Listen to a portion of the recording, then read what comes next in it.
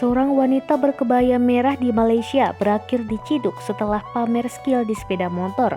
Media lokal, Harian Metro memberitakan, awalnya perempuan itu mengunggah momen dia menaiki sepeda motor Yamaha RXZ di media sosial. Aksinya kemudian viral yang segera menuai perhatian dari Departemen Transportasi Jalan atau JPJ.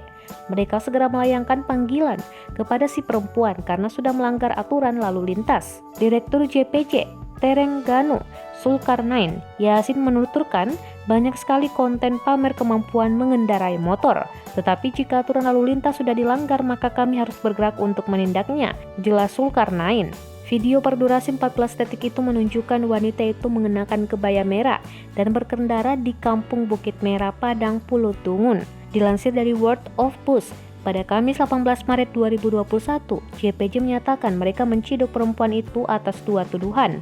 Pertama adalah tidak memakai helm, kemudian yang kedua sepeda motor gadis itu tak dilengkapi plat nomor di bagian depan. Zulkarnain menerangkan mereka tidak segan-segan menginvestigasi adanya pelanggaran dari video yang viral.